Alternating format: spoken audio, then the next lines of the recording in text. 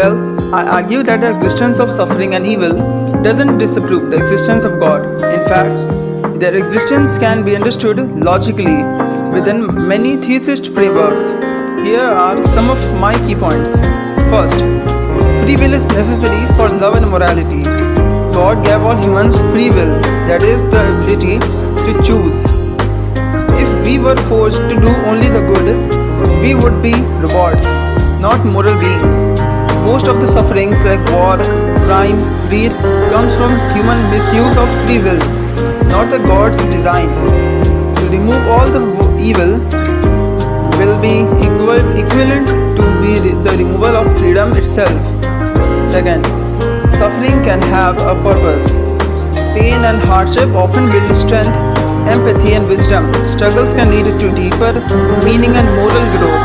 A world without challenges would mean no challenge, no courage, no compassion, and no depth of soul.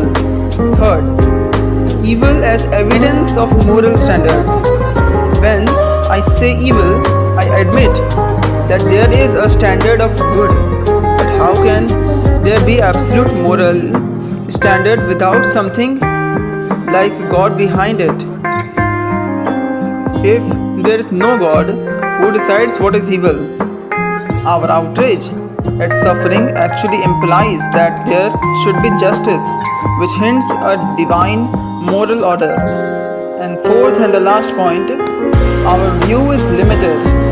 Like a child doesn't understand why a vaccine hurts. Similarly, we don't see the full picture of our life, time, and eternity.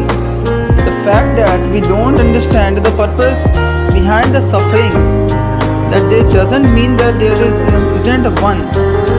God's plan could be beyond the human understanding. So, suffering and evil don't disapprove God, they just challenge us to look deeper into the human freedom, spiritual growth, and the mystery of existence. My opponent has elegantly presented the theist defense, but I contend that the justifications offered fail to adequately address the profound logical and moral dilemmas posed by the existence of suffering and evil in the world, supposedly created by an omnipresent, omniscient, and omnivolent God. The sheer scale and the nature of suffering